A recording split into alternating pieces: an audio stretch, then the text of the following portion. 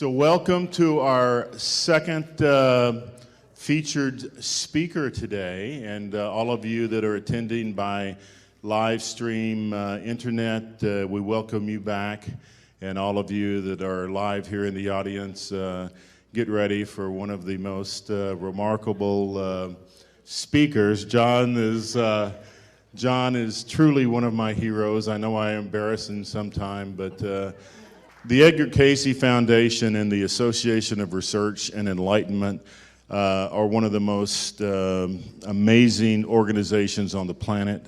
I had the honor of speaking there in October and again in April. And these are wonderful, grounded people that are based in Virginia Beach, and we invited them to be here. And so all of John's amazing books are available in the Earthkeeper store, and we have a group from the ARE that are taking memberships. And so I can't think of a better metaphysical organization to be associated with in the Association for Research and Enlightenment.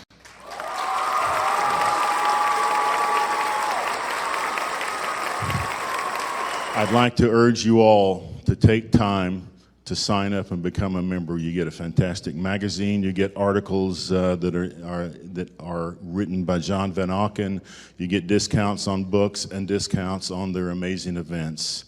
So big standing round of applause for John Van Auken, one of my heroes. Thank you, John.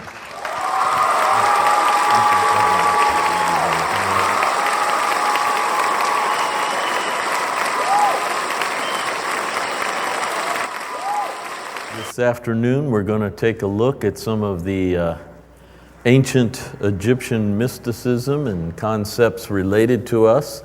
Yesterday, we looked at our cosmic origins, and now we're completely in earth, in matter, in the cycle of birth, life, death, and resurrection, rebirth. And so we're going to look at some of the mystical concepts that we developed while we were incarnate that relate to the truths of our situation and how we might break through to it. I'm going to touch a little bit on the Kabbalah and some about ancient Egyptian prophecy related to 2038. So we begin with this image out of the ancient Egyptians, and there's some powerful teaching here that I want to show you. So if you'll watch, I'll use my pointer here. You'll notice that Mother God is upside down from our reality, and even the hieroglyphs inside the womb of her consciousness. This is always a circle is a symbol of raw consciousness or ray consciousness, God consciousness, but it's an upside down reality from our world. Ouspensky says the same thing. He says that the next dimension is totally perpendicular to the reality you know now. And if you think about it, a one-dimensional person can run back and forth on the singular plane of the first dimension. They will never find the second dimension. You have to have an altered experience. You have to have a breakthrough. So here you are running back and forth on the first dimension. The second dimension doesn't exist in the first. You have to have an altered experience, and now you've got the two dimensions going. But you cannot find the third dimension in the first two dimensions. Again, it's perpendicular to your reality. You have to have an altered experience. That's why so many of us spend so much time teaching you how to have deep meditation in which you make the shift to a reality that's perpendicular to anything you presently know. It's secretly carved everywhere and drawn and painted, and here in this beautiful image of Mother God, she conceives us out of her crown chakra. If you're looking at the image in my pointer, you see where the little dark small portion of her conceived, created in the image of God, but a little godling of the great God, coming out of her crown chakra and the reality that's upside down from ours. Nevertheless, we are heading towards the God consciousness symbolized by the Ra circle, and that is our goal. And even though we're on the boat of life, look, the boat is always heading towards God consciousness, Ra consciousness, full illumination of who you are. Now, when we come down into this little boxed area in the drawing, you actually see our incarnations and the reality of our situation. And as I shared with you yesterday, ancient Egyptians consider the condition of being in a physical body for a celestial being to be what we might think of as being in a dung beetle body. So this condition to your celestial spiritual soul self is a confinement similar to the way you and I would look at being in a dung beetle body. It's very hard encasing us, and that's the reality. Nevertheless, in this dung reality, you can plant the seeds of resurrection in the dung of your life, and you will rise out of it as you heat that seed. Now, what actually happens for a dung beetle is they roll their dung towards the rising sun, and they plant a seed in it. And as the sun gets high noon, which Egypt calls the god Atun, it heats that ball of dung up, and the seed brings forth new life, and you resurrect out of the situation. So that's why you see the Egyptians drawing this dung beetle here with the Ra consciousness, but also counter-symbolized in the earthy way as a dung ball, the dung of your life.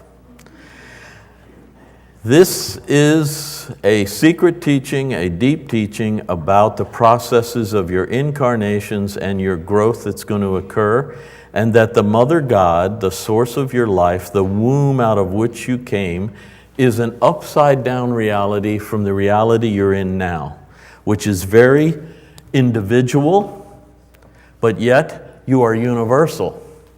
It's very finite, yet you are infinite. So you see how the paradox is? So when you try to experience the fullness of yourself and you go into meditation, you must have a technique that will help you move into the expansiveness of universality and infinity out of individuality and finiteness, which takes a shift. It requires. Now, Jesus used the example of a woman pregnant. So you get the idea that you've conceived in the womb of your consciousness, your celestial nature, but now, like a woman, you must dilate your consciousness, your perception, and that's painful, to shift your reality into this infinite universal condition. And you see them drawing this here by doing it upside down from your reality. Yet you're always supported. You don't realize it, but Edgar said the unseen forces are more powerful than the seen. The heavens are always with you, and the phrase out of the scriptures that God has sent his angels to watch out for you through the whole process is an absolute truth. You have heavenly help all the time. All you simply have to do is open yourself up to that guidance, to that help. Now, Edgar teaches he doesn't really want you going for guides or anything. He wants you going for the source, or in this drawing, the Mother God, the womb out of which you came, the celestial essence of your source of life. Then if that sends guides, that's fine, but don't go lower. You want to go directly to what is your birthright, to make contact with your Creator. And then if that sends you other guidance, that's fine. Now I'm going to take you into the tomb of Ramses III to help you get a picture of the story the way the ancient Egyptians tell it. And I'm going to use my big pointer here to help you because it's a little hard. This is a wide wall in the tomb. This is the real wall, and here's a sketch done to help you see some details. But first I'm going to focus on the wide wall. The Egyptians looked around and said, how can we convey their soul? It's not their body self, so how can we do it? And they said, well, it is their individuality, so let's take their heads, but put it on a bird body. And then they'll know it's the part of themselves that can fly above physicality, above the body. And that'll be called the Ba, or the soul. And so you see these human-headed bird bodies, see them here? And up here you see them in black. This is the dark, immature psyche we talked about yesterday, pulling the boat of the gods down into this realm. And this lion here is the lion of yesterday, and this is the lion of tomorrow. And these are the lions of the two horizons, yesterday and tomorrow. Yesterday, the souls came out of heaven on the bark or boat of the gods. And if you look down here, you'll see a beetle body with a ram head. They came into the dung world, the physical world, at the time of Aries, the beginning. That's the ram head. It began with a descent out of heaven into physicality, which captured you like a dung beetle body. You were encased in the beginning. And you see the souls honoring this truth in the beginning. Now here on the bow of the boat, you actually see a monkey. This is a baboon, symbolizing an aspect of Hermes or Thoth. And we came into the monkey body yesterday. See this? Yesterday, all of this happened. Now look up here and you have past lives looking backwards, and they're done in dark. The whole journey, God's mind and the Spirit, God's Spirit, the Great Spirit, has been with you the whole time. When the Egyptians looked around and said, how can we convey spirit? They said, well, let's put their hands in the position of adoration and remove their heads. Then they'll know it's not thinking, it's that feeling you have when you're in adoration of the greater forces, and remove their heads. So when you see these two big arms here, and you're going to see them again in another drawing soon, see the two big hands and arms? That's the Great Spirit. The Great Spirit and the Great Consciousness, the circle is the mind, the Spirit is the life force, has been with you the whole journey. Now, tomorrow, everything's drawn in golden because you are maturing. Your immature psyche that was birthed by Mother God in the first drawing is now gaining golden knowledge and enlightenment, and so they draw us in white linen and gold, and we are pulled out of this reality by the lightness of a bird on the bow. See that? But what's really pulling us is human-headed cobras. Do you see the golden white cobras with human heads? See this? They looked around and said, how can we convey to them what has to be done? And they realized they have to raise their energy. Now, if you go to the scriptures, you'll see that Moses discovers that he's more than he thought he was.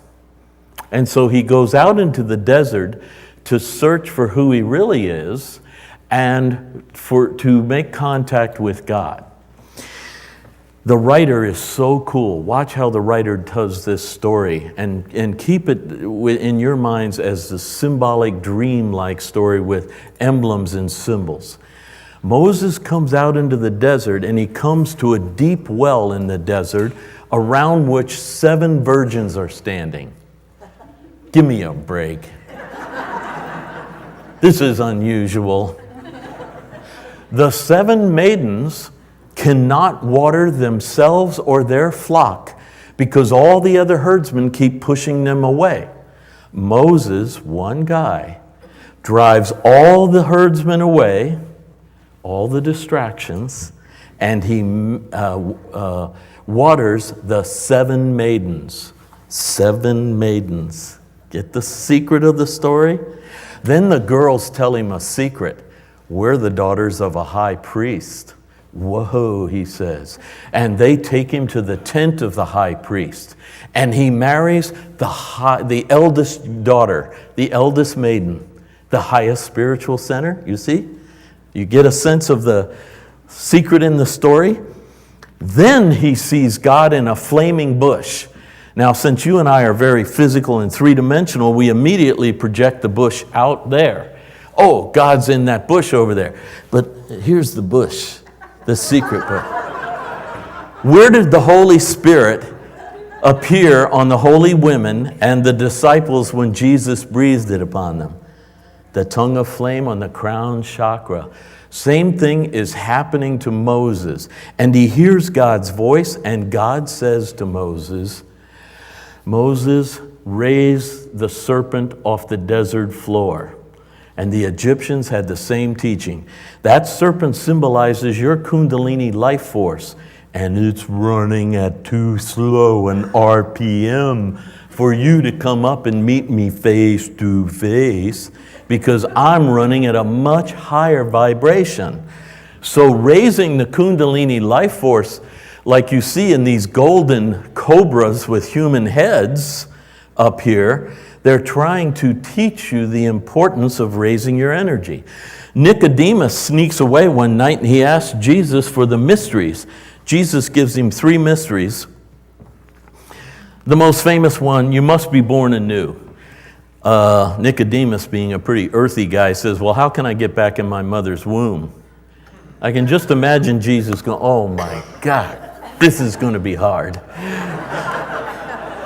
But he says to Nicodemus, that which is born of flesh is flesh, Nicodemus. Don't try to overdo that, redo that. That which is born of spirit is spirit, and you must conceive in the womb of your consciousness your spiritual self and give birth to that. That's the second birth. The second thing he tells Nicodemus is, no one ascends to heaven but he or she who first descended from heaven. All of us in here came from heaven. When Edgar Cayce was asked in trance, when we finally make contact, what will it be like? And this smart aleck said, familiar. I'm going, wait a minute, this can't be. Yes, you came out of heaven. There's a heavenly aspect in each of us. And when we reconnect, we'll go, oh yeah, of course. It'll be familiar. So no one ascends to heaven but he or she who first descended from it. But the third thing Jesus says to Nicodemus is, as Moses raised the serpent in the desert, so must the sons and daughters of God, the Son of God and their sons and daughters, be raised up to eternal life. And here you hear the story of how Moses raised the serpent in the desert. He did it twice. First, he did it for himself. When God spoke to him from the flaming bush, he reached down and lifted the serpent up, and it became a powerful staff in his hand. And that staff was the staff that did all the magic, that finally let Pharaoh let the people go. Also, he gave this staff to his brother Aaron, and when they were going to select the high priest, God said, have all the candidates stand there with their staffs out. And the staff, it's a piece of wood that rebuds, comes alive again and starts to grow as a tree again. That's the high priest. So they all have the staff out, and sure enough, Aaron's staff burst forth with new life and starts to grow again. And of course, that staff is put in the Ark of the Covenant as a reminder to us that you must raise this dead energy that's running so low that your vibes are too low, which is your cerebrospinal system, or as Patanjali in Yoga Sutras called it, your Sushumna must be raised up to a higher vibe. You see it right here in this magnificent wall drawing with the secret teachings of the ancient Egyptians. That human-headed cobra energy, raising your Kundalini life force, will lift you out of this reality, and God is with you on that journey. Here we see the symbol of the Kundalini coming up over the heads of the drawings in the form of a cobra. Here you see in Buddhism the Kundalini concept coming up the back of the Sushumna and over, raising the life force within you. So you really have to budget time for this. I know a lot of people come up to me and say, I'm scared of Kundalini. There's good reason to be. It's very powerful. But if you surround yourself with protection and the right attitude, the right motivation for doing it, you'll be okay.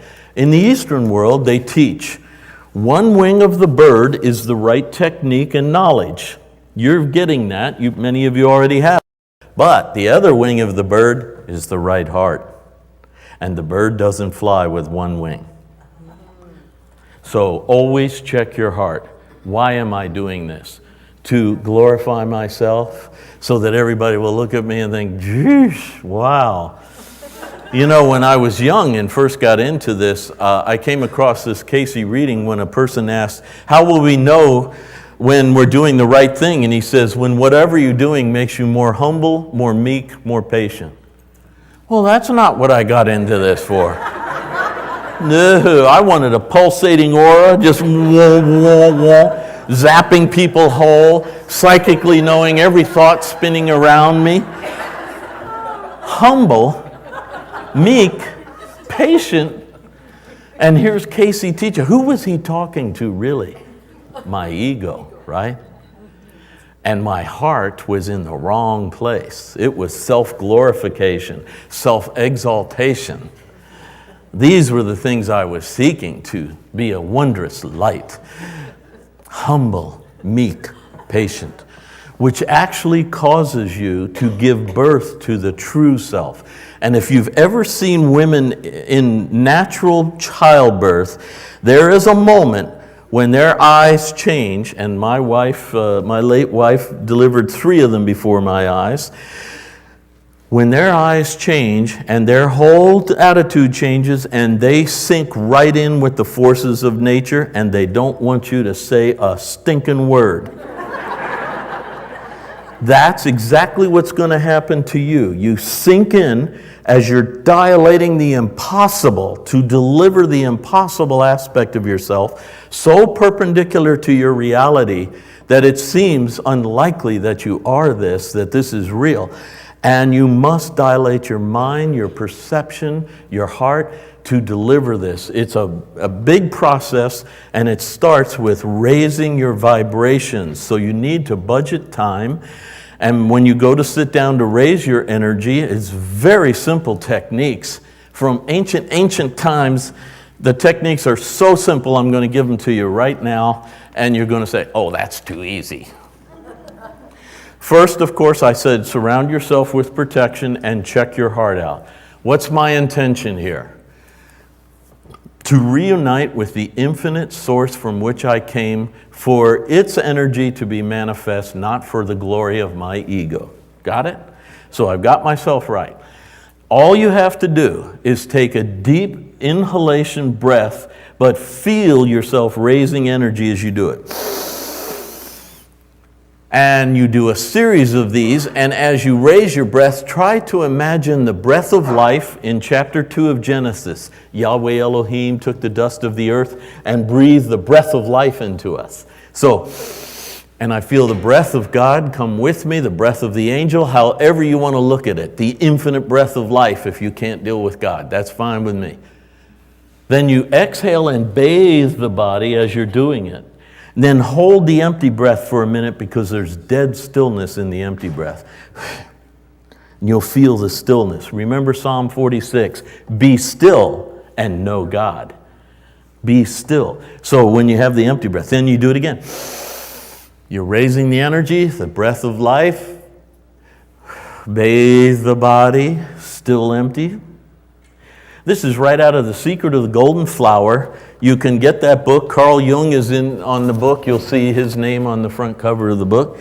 And you'll learn the circulation of the light is the technique. It's a Taoist teaching. Very simple. Edgar Cayce supports it. He adds a few little tricks with your breath, but that's a simple one. The other thing you can do, and this was done in all the ancient temples, and most of your souls were in those temples at least once. Vibration was used to alter the body. And they wanted a natural vibration that set with you, uniquely with you. And the one thing you have in your body temple that vibrates is your vocal cords. So chanting or incantation was used to raise the energy. Now Edgar Cayce gives the chant Om, and he wants you to visualize yourself shifting as the sound shifts until you get to the Om. And then up here you will be at the full Om right here as you come up. So good chanting and incantation is inner sounding, not singing. Om, that's singing. I'm vibrating the vocal cords to vibrate your eardrums. Chanting, I'm going to direct the sound into the chambers of my body. You have three major chambers: the abdominal cavity, the cardiopulmonary cavity, and the cranial cavity, or cavities because of the sinus cavities, cranial cavity. So I'll move my hands to show you where I'm directing my mind and the sound. A good incantation is resonant, so I'm really going to vibrate. It's inside, and it's monotone. So here we go.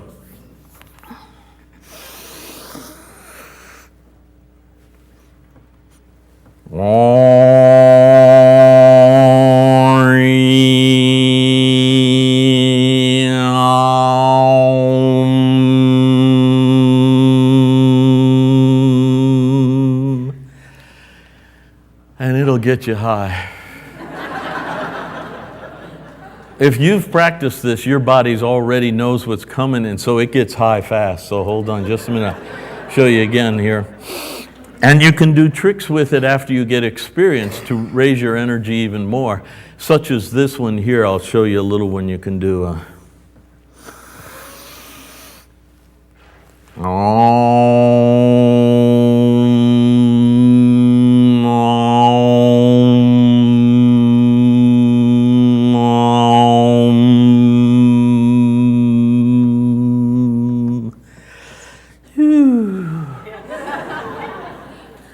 And what's actually happening is you're vibrating internally, and your pituitary, the master gland of the body, is a suspended gland hanging off of your brain like this, right back here. And so when I'm going, I'm massaging my pituitary gland, and it's dropping new hormones, and the body's changing. The gland's going, what's he up to? Change the message, send the message out to all the other glands. We're going to do something alternative to normal. Change the body temple, drop different hormones. And it really starts to work. And the more you practice, the more effective it becomes. And you get into deeper and deeper states. And then once you've got the body vibration raised, like the cobra energy raised, then you must raise the mind to go out of finiteness into the infinite, out of individualness into the universal. Because the womb of Mother God is infinite. It's vast. And so you must make a shift from this focus into this vast oneness that you are just a part of. And you join in with that. All these ancient symbols carry these teachings. Here we see Shiva. Now, in the Trinity of Hinduism, Shiva is always known as the destroyer. But what people forget is Shiva is the destroyer of the illusion. That's what you must keep in mind. Don't fear Shiva. The Shiva energy in you, the Shiva in you, is the destroyer of the illusion. So don't be afraid. But you see the cobra rising with Shiva in his meditation here. Here you see Moses. This is the second time Moses raises the serpent. The second time he does it, all the people have left Egypt and they're out in the desert with him. And he prays to God that they're all suffering from snake bites.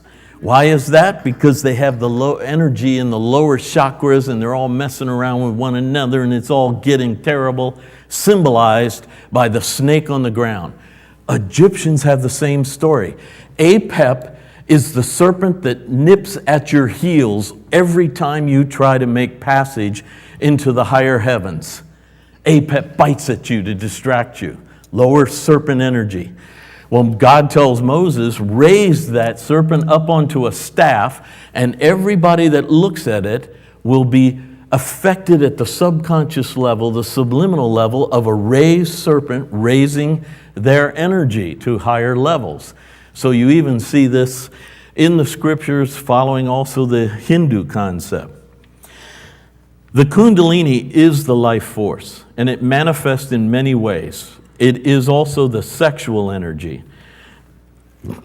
Like back when we were in our young 20s and we were doing these types of meditations, we also had to be very careful about our sexual energy because you would elevate it. And, in your 20s, you don't need much elevation of your sexual energy.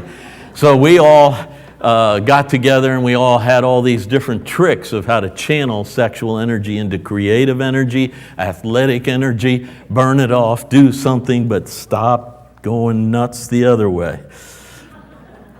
This is a fantastic wall because here you see a serpent on his tippy tail. So as an initiate, you would look at this and say, snakes don't do that. They don't stand on their tippy tail. We must not be speaking about snakes. This must be symbolic.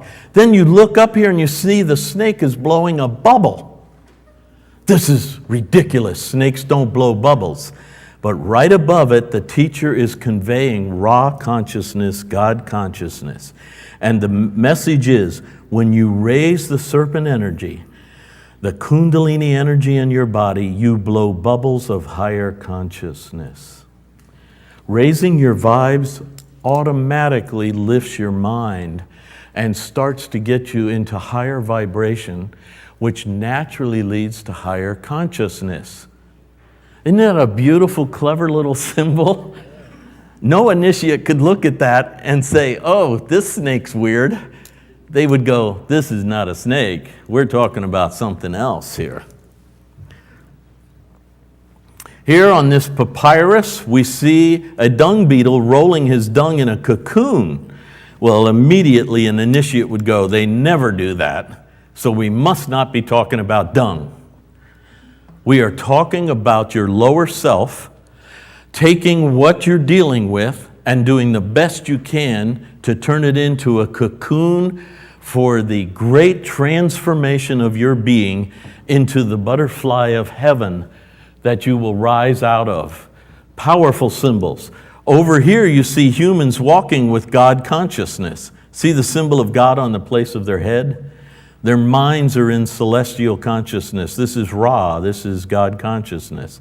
Here you see the serpents raised on their tippy tails again, something they don't do. Here you see an oar, which is a rudder, with a Kundalini cobra guiding it and the all-seeing eye guiding you. So this would be the symbol of your ideal. When you raise the energy, what is the rudder? What is guiding you? How are you guiding this as you raise the energy? What's your ideal? And is the infinite being invited to participate with you and guide you, the all-seeing? These are powerful little training lessons on these papyruses for our life, our symbolism. Here you see the great Hermes, and this wall is on the most sacred temple in all of Egypt, Abydos. It is the Mecca, the Jerusalem of ancient Egypt, Abydos. On the wall you see Hermes with the blue head and the ibis bird. Why do we give Hermes the ibis bird head? Because the ibis bird lives between the two worlds of the deep unseen watery land below the surface and the surface world we live on, the earth. So he is the one who can live between the two worlds. That's a powerful ability, and you have got to learn to live between the two worlds. You're here purposeful and intentionally for an incarnation. You don't want to ruin that. But at the same time, to fully achieve your goal here, your soul's goal, you must be in touch beneath the surface of your consciousness, the deep water. You only see the surface, but beneath it is the source of the unseen powers. So here Hermes is putting the ankh of life in the nostril of an incarnate person here, but look what he's holding, 2 staffs. And on the staffs are little cobras wearing hats. Now immediately an initiate would go, cobras don't wear hats. So this must be another symbolic teaching to me. Notice that the hat here is the ruler of Upper Egypt, or the higher self, and the red hat with the little curly Q is the ruler of Lower Egypt, or the lower self. The cobra with the red hat is on a papyrus staff. In other words, study and learning. Your lower self studies, applies itself by learning. But the higher self is on the lotus blossom, and it's about to bloom. So you have spontaneous enlightenment from the opening of the lotus, as well as application of study.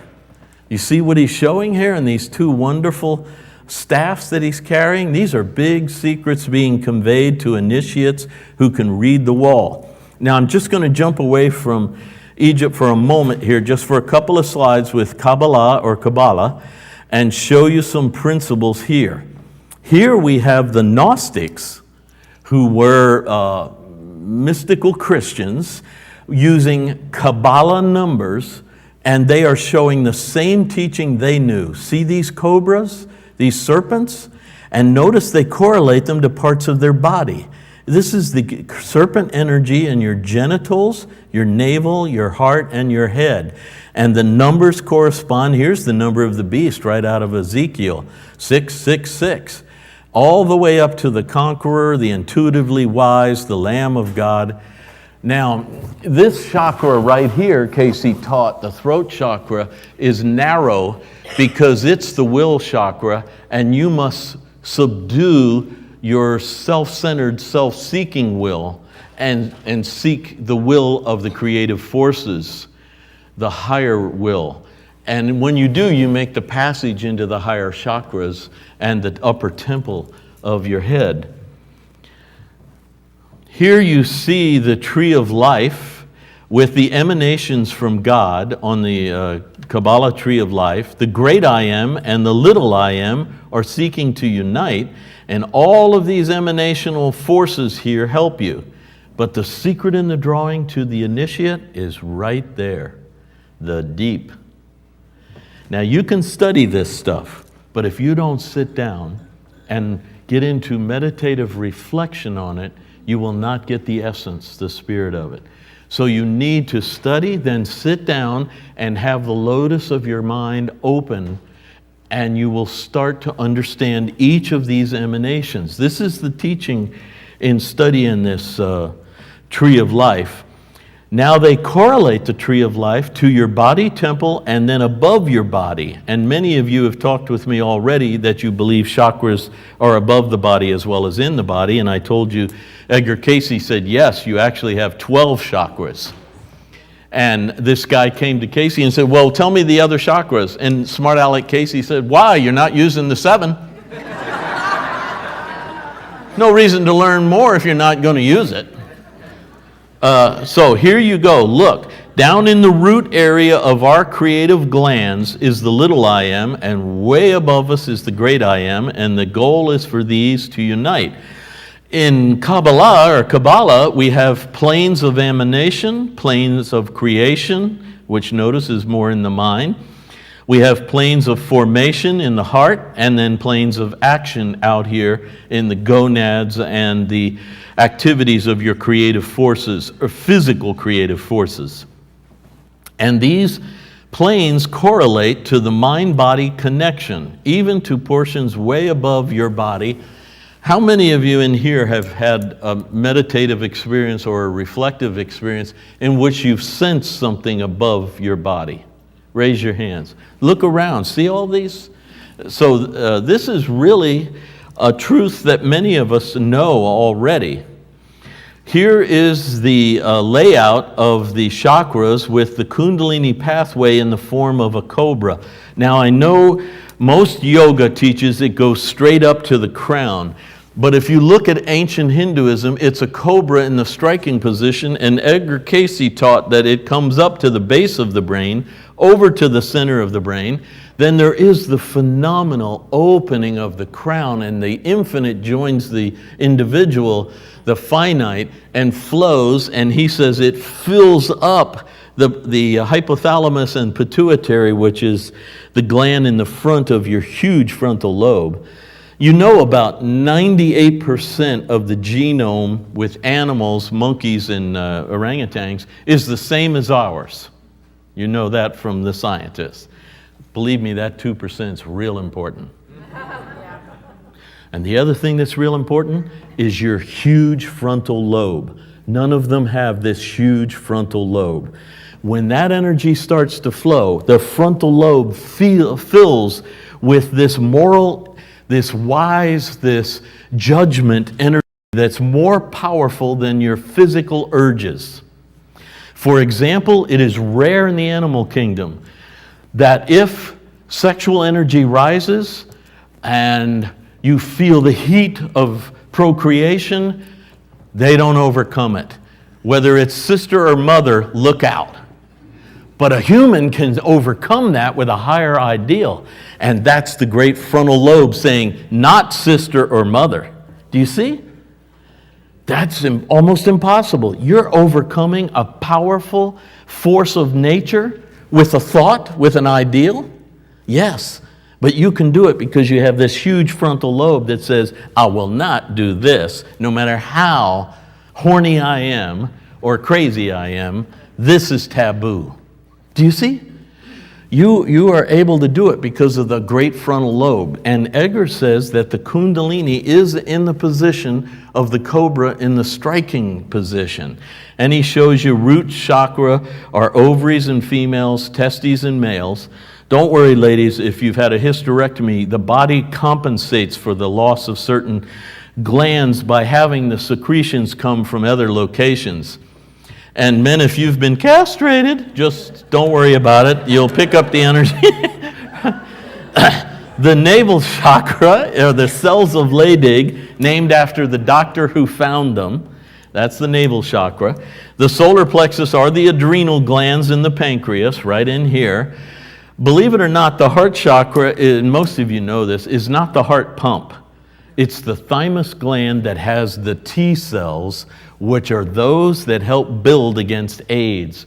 We learned so much about T cells when we began to have to deal with AIDS, because these are the immune ones. Now, I interviewed a lot of research doctors who did a lot of study on this, and they told me that all children are born with a good-sized thymus gland, but as they grow and become adults, it shrinks in many. But in others, it stays big or gets bigger.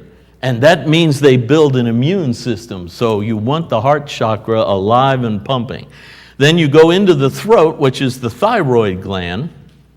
Then you come up to the center of the brain, which is the pineal gland, and the crown, according to Cayce, which is a little different than yoga. And then you come over to the frontal lobe and the hanging pituitary gland. And you don't even have to do the chants like I did. You can just hum and vibrate your pituitary and make it change. So watch this. I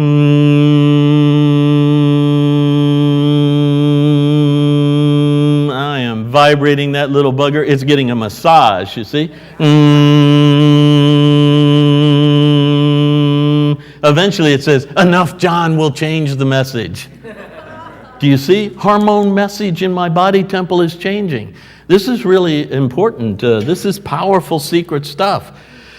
Now we're going to jump back to Egypt and we're going to look at Sennedjem's tomb. Sennedjem was an artisan. He worked all day in Pharaoh's tomb, came home, got a little dinner, and went into his garage and built this little tomb of his own. It is so small, it is not bigger than the edge of the stage to about here, and it's low, but that's all he could manage. But he carved the greatest spiritual truths on this little tomb, and I'm going to show them to you. I'm going to blow it up right over here on this wall. And here it is. He shows the secret location and the truth of transformation. First off, when an initiate looks at this, there are no blue jackals. The jackals are black. So immediately they say, this is about what jackals do. And what do jackals do? This is not a jackal. It's about their power, their extra sense. If you go on a journey far away from home and lose your way, the jackals will pick up the scent of the trail back home. So blue jackals, blue being the spiritual color in Egypt, blue jackals means they can pick up the scent of the way to heavenly home, back to home.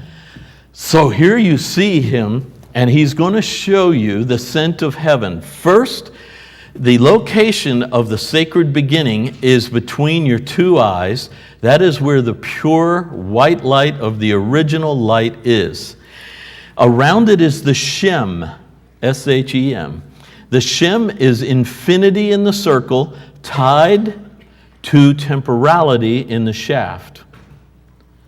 The Shem is also femininity in the circle and masculinity in the shaft. When you bring the infinite and the temporal together, when you bring the feminine and the masculine together, you start to flow with the water of life. See the wavy black lines?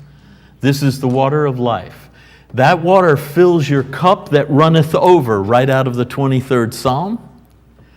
As this flows and you do it enough, your cup starts to fill with the water of life. It overflows and waters the lotuses. You see the lotuses? And when the lotuses get enough of the water of life, they put out a scent, a fragrance. And your sixth sense, which is symbolized by Anubis and the jackals, that's what it is, picks up the scent of the way home by open lotuses. So when you open your lotuses, you start to put out an awareness of a familiar sense, and you know the way home. It's a powerful symbol painted on his tomb, showing us this wonderful lesson about the scent of heaven. Picking up the scent of the lotuses. Here are lotuses of Egypt. The Egyptian lotus is this violet lotus here, the blue lotus it's called. The Indian lotus is the white lotus. A very important teaching for you. So when you're meditating and you're raising your vibrations, which raises your consciousness, you need to do it in a regular manner. And as you do, you start to create a reaction, which is the flow of the water of life. And when that flow comes, not only do your chakras, which are already spinning and giving off energy, now the lotuses of your consciousness and your awareness start to open, and you pick up the fragrance of the source of yourself, where you came from, the way back to heaven. A magical teaching from ancient Egypt. Now we're going to move to the Egyptian Book of the Dead and a prophecy that is carved in the stone of the Great Pyramid of Giza. This prophecy was known in the 1800s, but was pretty much set aside in the 1900s. And any of us who wrote about it were called pyramid idiots. Yes, we were. I endured that for many years. Pyramid idiots. Because in the 1800s, archaeologists believed in it. In the 1900s, they became so scientific, so factual only, they wouldn't look at symbolism and legend and lore. It's amazing to me that you don't go to a native people and say, what is the legend your people carry about this? They don't do that. They don't even want to hear from those people. They just, oh, okay, that's this, that's it, and we've got this law. Now they're changing. Grad students these days are much more into this than they used to be. So I don't want to tag everybody with the wrong label there. The pyramid text was first discovered by French Egyptologist Sir Gaston Maspero. in 1881. They are found in the pyramid of Unas, the 5th dynasty. Unas likely ruled from 2375 to 2345 BC. That's 4,000 years ago or more than 4,000. Some, though, do date his pyramid at 3,000 BC, so even further. Scholars agree that the pyramid texts, as they are called, belong to a much earlier people, that the priest of the subsequent dynasty period, in other words, this is pre-dynastic Egypt, and the priest of the dynastic period that you and I know of learned about this and received it orally, and they were the ones that started to carve it on the early pyramids, mostly in Saqqara. So here you see one of the pyramids, and you see the Egyptian Book of the Dead carved on the walls. Here you see another, just to give you an idea of what it looks like. These are small little temples, chambers inside little pyramids. Now, it was later written out on papyruses, so I'm just going to show you a few so you can get an idea. This is the boat of the gods. This is a symbol of meditation. This is the way the ancient Egyptians drew meditation, with God consciousness and the Ankh of life, always heading towards the macrocosmic infinite consciousness. Here you see Osiris and Isis. You can always identify Isis because she has the throne of God on her mind. She is the one who immaculately conceived the Redeemer in ancient Egypt, Horus. I don't have time to go into that. Let's keep going, John. You get distracted. This is Horus. The falcon is the higher mind. She conceived the higher mind. And the falcon is the symbol of that higher mind. The Egyptians looked around and said, oh, he's a mile above the earth and can see a mouse on the desert floor. He has a much different perspective of life than we down here on the timeline. So that's the higher mind. Here you see some more of the various papyruses from the Egyptian Book of the Dead. Now here you see one in which we have the lions again, the lion of yesterday, the lion of tomorrow.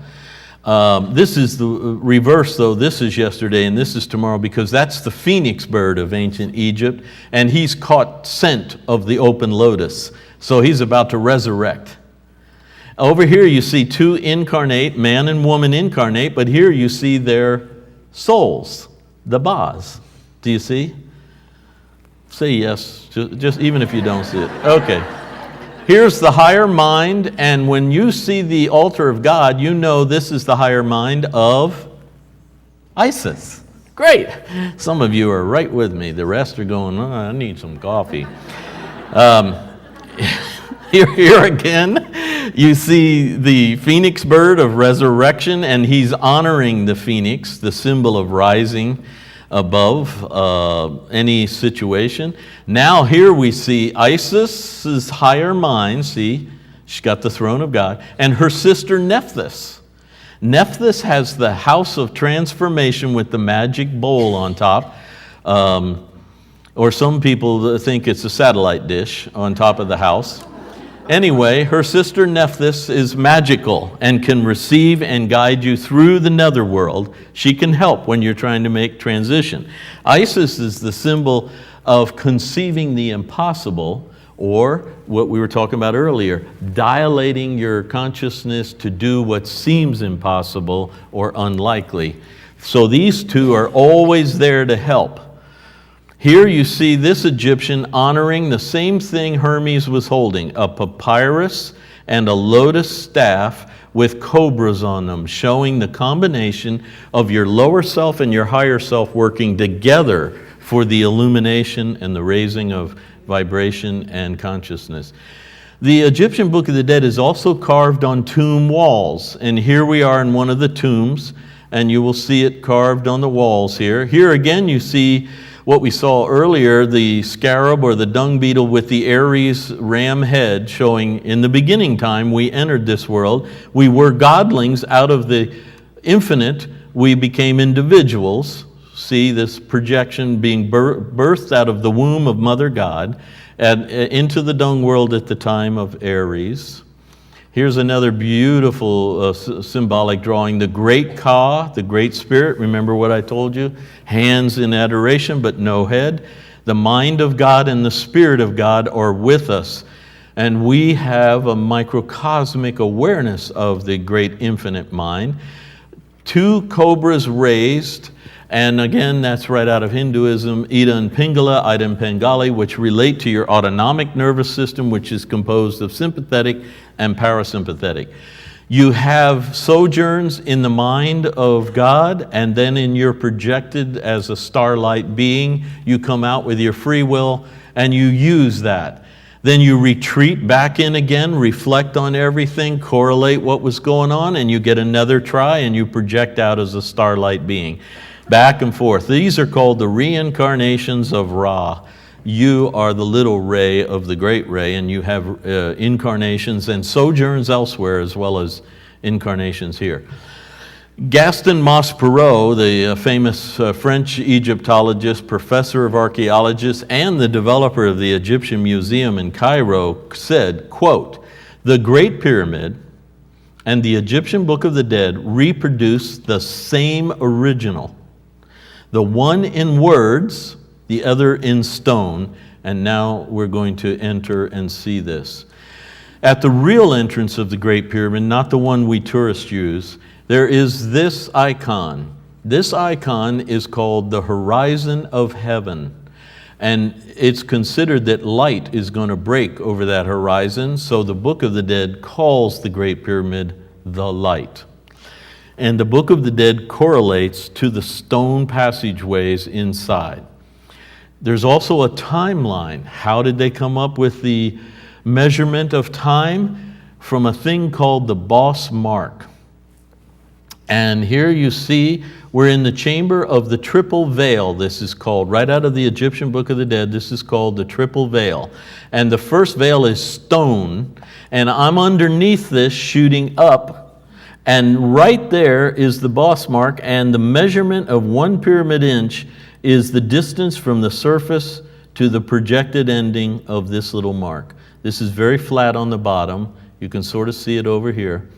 That is a pyramid inch. And so we start to measure, and the first guy that really did this was David Davidson and his colleague Aldersmith. They put this together and correlated the Book of the Dead with the pyramid passageways. Now here's how it goes. Outlined words are the names in the papyruses of the Book of the Dead. So this lower one, we call it the pit or the subterranean chamber, but the Book of the Dead calls it the chamber of chaos or upside downness. And we descended out of heaven into a confused condition where we thought we were terrestrial and lost touch with our terrestrial. Chaos and upside downness. Here is the gate of the ascent, and the first passageway is the hall of truth in darkness. Now, if you've ever been in there, and I'm going to have to hold on to my mic, you know you have to squat down and duck walk through it. It's very low. When Edgar was asked, why is it low, he said, to create humility in the initiate. Darn, that humility stuff again. So you have to go all the way up the hall of truth while in darkness. Now, Davidson was a biblical scholar, and he correlated it to Israel under the yoke of the law, that long period where they simply followed the law. Now, you can barely see it, but this last step here measures 4 BC.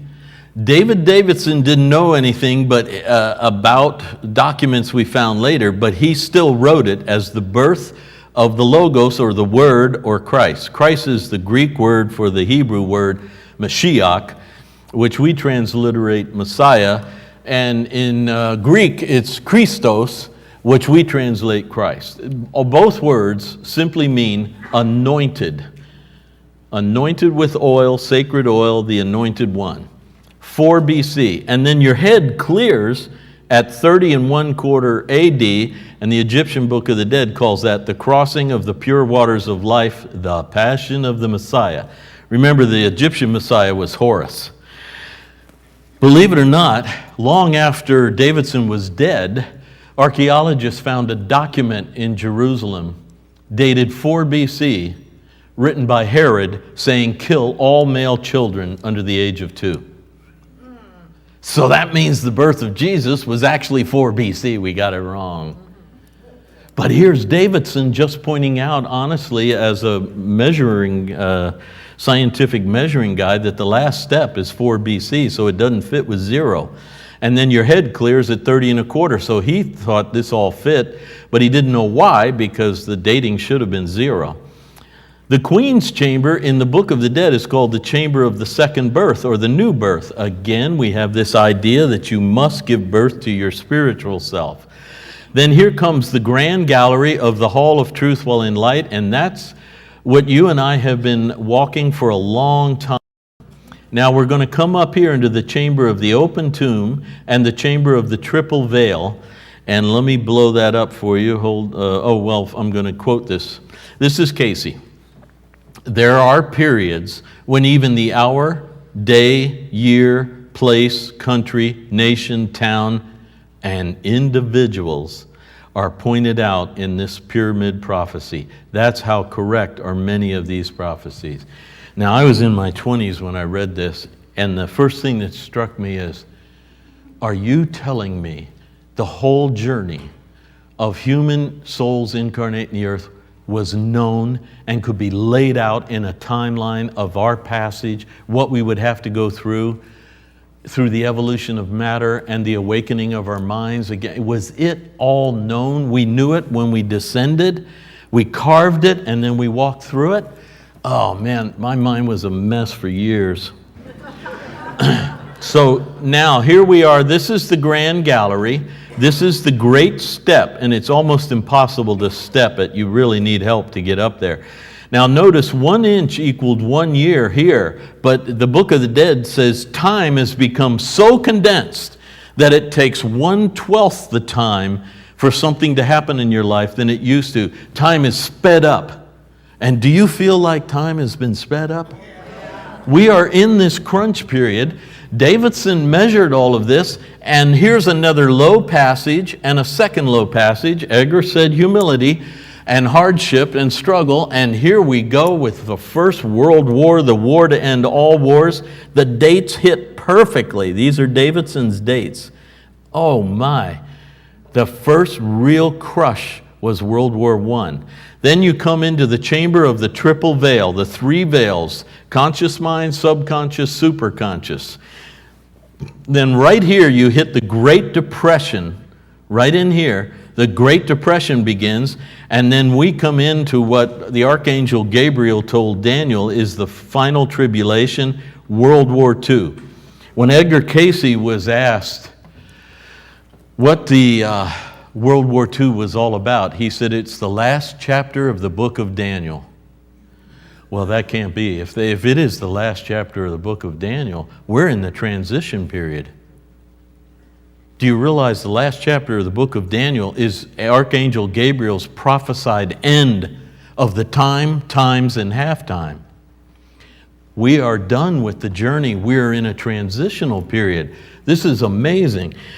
Now, Davidson takes us to this measurement, 1945, dead center in the King's Chamber, the end of World War II, and the beginning of the 50s, and all of this, the Cold War also. And then he and Aldersmith thought it all ended right here in 1955, right on the wall. And Edgar was asked about that, 30 years later. And Edgar said, no, you were supposed to go up the wall. Well, here we were, reincarnate, so we went up the wall. And now you can see the dates. Edgar said to change 55 to 58 because of an adjustment. So that wall begins in 1958. Every time you go into stone, these are the stones, granite stones, these are limestones, you're in a hard period on the earth. Every time you hit an open chamber, Edgar says it's expansive, buoyant, expansive movement. And here's 2012. We're breaking right there out of this stone period into an expansive movement. Then we go back into a hard period. We're heading straight for the apex. Edgar said when you hit the apex, the prophecy is done. The fifth root race body begins. The 12 chakras awaken. You move into a new era. The Armageddon is finalized. We're in the Armageddon right now, a battle of the dark and the light. 2038, and here's his quote: all changes that came in the religious thought in the world are shown there, in the pyramid chronograph, in the variations in which the passage through same is reached, from the base to the top, or the open tomb. See, this sarcophagus never had a lid on it, and it's larger than this door, so the whole thing was built around the sarcophagus. It's rose granite. If you strike it with the fat of your hand like this, it'll ring. And if you're inside when we strike it, you will ring. And the initiation was for you to be inside it like this and leave physical life and go out into the duat, the portal. And when you go out into the portal, to realize your celestial nature and then be able to come back, pick up the body again, and realize I'm now a celestial being. You recall the near-death experience people? They all said that once they came back, they knew about their spiritual self and the great spiritual life, so they were no longer afraid of death or anything, and so they lived physically again, but with a whole different disposition and attitude, right? That's exactly what the initiates were doing in this sarcophagus. They were learning to have the realization of the truth of who you are, but come back into a purposeful incarnation, as disgusting as this vehicle is. But you now had a new spirit, a new mind, a new understanding. That's why the initiation was so important. This is Cayce again. Giza is the place of the initiates, and they're gaining by personal application. You can't just read this stuff. You have to live it. You have to practice it. You have to become it. And your opportunities are around you all the time. The very next person that comes up to you, do you talk to them like an ego or like a celestial spiritual being that knows they belong in the community? That's all there is to it. If you start acting like one, you're going to become that one. You are that one in action, application, living in. And by the journeys through various activities, yes, you are going to go through certain activities. Remember Job, the test. You are going to go through certain activities. And you're going to be tested, and how you handle them, you process in your own self and decide, well, I could change that, I could do it differently, or that was a good way to do it, and I'm going to hold to that in the future. Remember, Job's friends kept telling him it was all Job's fault. And we got people around us that keep saying that too. You know what's wrong with you, John? You're hanging out with all those funny people down at that crazy place. You gotta, just like Job said to his friends, no. I sense the Spirit of God, and whenever I've done something wrong, or my children or my household did something wrong, I knew God was all merciful and that the goal was enlightenment, not punishment. So I'm not accepting that punishment is God's karmic way, but that karma is enlightenment, education. This is what that feels like. This is what that means. Do you like that or not? No, I don't. I'm going to change. The goal is enlightenment, not retribution. A soul becomes conscious, aware of its contacts. Now, watch how Cayce tries to share this fourth dimensional idea with us. It becomes conscious and aware of its contacts with the universal, cosmic, God, creative forces. Trying to get you to grasp the magnitude of this infinite essence in which all life exists. In its experience by feeding itself upon the food, or as the scripture says, the fruits of the Spirit. The result of Spirit, of God, of life, of reality. And what are the fruits of the Spirit? Love. I know it's insane, but you cannot do anything more transformative than to try to think of yourself and others and go through a day in the spirit of love.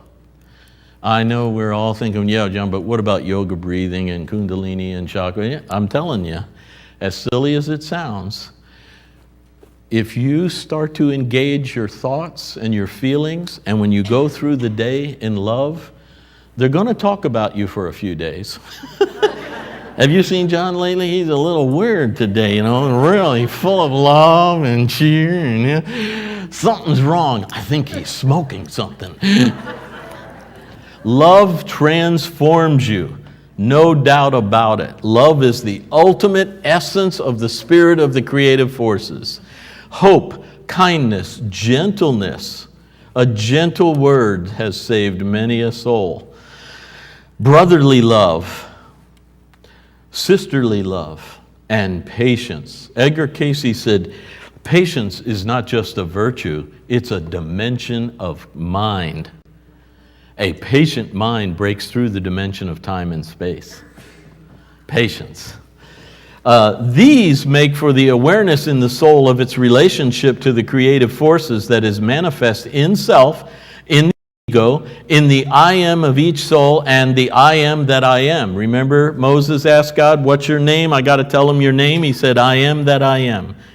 The great I am is the little I am, but he has given freedom to your little I am to come to know yourself individually.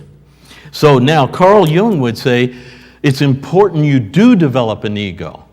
But the ego, he tried to convey to us, a small s ego is the egoistic ego. That's the little selfish self. Then he would capitalize self, and that was the higher ego. Because how can you come to know yourself unless you are a self? So ego is good if it's the big S self. You must come to know yourself, to be uniquely yourself, and yet one with all the other selves, as messy as some of them are, and some of them are really dangerous to you, and you have to be aware of that. Jesus said, be cunning as serpents and guileless as doves. That's a tricky one. The old record in Giza is from the journey to the Pyrenees. Now, when Edgar says that, he's talking about escaping the sinking of Atlantis and Lemuria, the end of the ancient prehistoric time, to the death of the Son of Man as a man. He's speaking of you and I realizing we are not physical beings, that we're greater than that. So that part of us dies. Edgar said, crucified desire and self so that the greater you can come through. So the symbolism of the crucifixion was more the crucifying of your narrow view of yourself, your little self, and the birth and resurrection of your true self, of your higher self. And then to 1998, and this begins the change. The Egyptian prophecy began with an involution of spirit and mind, your spirit and mind, into matter. You gradually, over a long period of time, became encased in matter and the evolution up through matter, until souls regain the spirit consciousness they once possessed, but at a more mature level, so you're immature. Now you got to read these red words. This lady, I knew this lady, she lived in Norfolk, which is a town right near us, and she asked Edgar Cayce what would happen in the Aquarian Age, and he answered, in the Piscean Age, in the center of same, we had the entrance of, and he uses the Hebrew name, Emmanuel, which means in English, God among men. See, what did that mean? The same will be meant by the full consciousness. You will gain the full consciousness of the ability to communicate with or be aware of the relationships to the creative forces and use them in your material environment. And then he warns us, you had this ability in Atlantis and Lemuria, and you destroyed yourselves. You lost your way. Now you're going to regain them. How well will you use them now? And all through the Cold War and all of the atomic fears, remember all that? Everybody was afraid of everybody. And then we went into terrorism and all of that. We are struggling with all of this, and we've got to get through it. the Marian apparitions, which are the apparitions or appearances of the Mother Mary, she prophesies that the age that's coming, you must have a pure heart. Therefore, usually when she appears at a time when real evil and darkness and jealousy is going to swell up among a group of people. And she says all of this has to come to the surface because you can't go into the next era with any more hatred or junk or regret on your heart. You must release it now because the next era is the era of the pure heart. And so we need to be aware that we're going to, and those who can go into the new age, some will not be able to, you must clear all the junk out of your system, get it out of your system, prepare yourself, and make a pure, loving heart that you can enter into the golden age that's coming, that will be as 1,000 years when Satan is bound and there be no evil and no temptation on the earth. And the other spooky thing, Edgar says, then the people of the earth will meet the people of the universe. The veil will drop. The fourth dimension will open. And all the other souls who didn't come here will be there going, hi. Hi. Are you scared? No, we're ready. Okay. Remember, Gabriel gave this to Daniel, this prophecy. Now here a guy comes to Edgar Cayce and says, what can I do to help bring about the new age? And Edgar answered him and says, you will have to practice it in your own life. Darn. I just wanted a ticket. I just wanted a pass to get into it. You mean I got to do something? Yes. In 1998, Cayce says, we may find a great deal of the activities that have been wrought by the gradual changes that are coming about.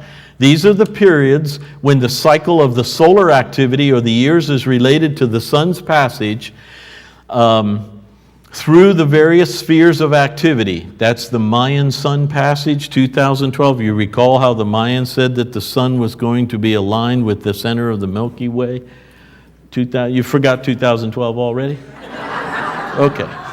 All right. Became paramount to the change from the Piscean to the Aquarian age. This is gradual, not cataclysmic in the activity and the experience of the earth in this period. Now here's Gabriel's phrase. You have to remember, Daniel said to Gabriel, how long will it be until we're freed of all of this and all the promises come true? And Gabriel turned to him and said, a time, times, and a half time. And Daniel didn't ask another question. I think I would have raised my hand. Could you define that a little? Here's Edgar Cayce picking up on Gabriel's timing. These changes in the earth will come to pass, for the time, times, and half times are at an end. Here's Cayce saying this in the 40s. And there begin those periods of readjustments. For how hath he given? The righteous shall inherit the earth. Hast thou, my brother, a heritage in the earth? Woo. The entity has caught that vision of the new age, the new understanding, the new seeking for the relationships of a creative force to the sons and daughters of men. It is coming. All this dark prophecy you hear is pretty much behind us. What you're facing is the dilation of truth. There is one last thing in the Western world, the gathering of the children of Abraham. And you might not know it, but all the Arabs are Ishmaelites. They are the children of Abraham and Hagar. And they are part of the family.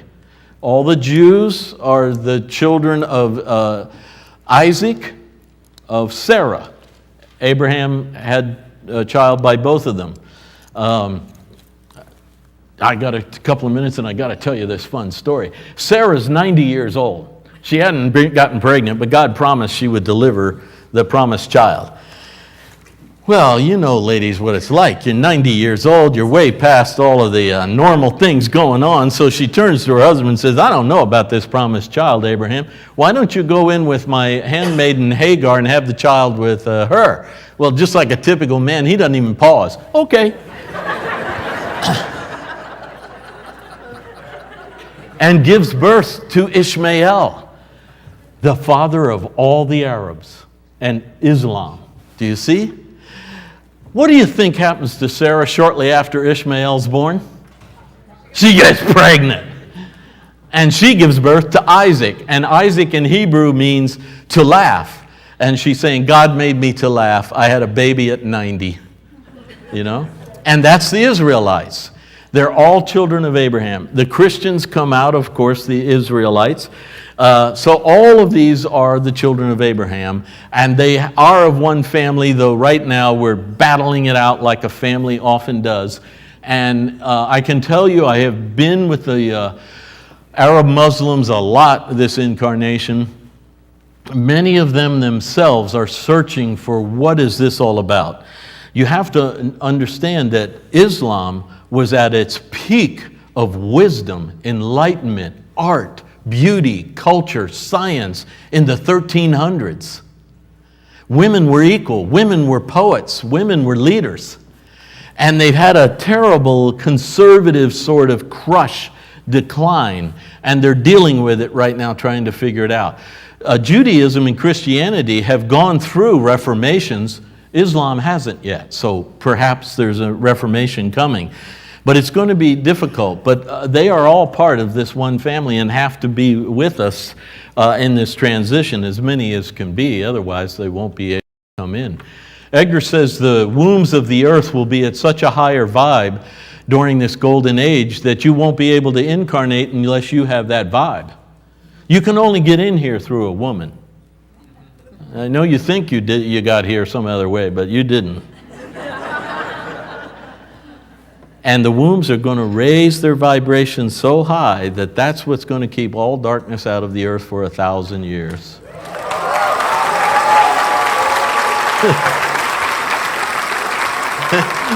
Okay, if you want to read some more, I have of Egypt that has all the metaphysical stuff I showed you in a DVD here, and I also have the book 2038 with all the color photos that I showed you of the papyruses and things inside that, so you can check that out.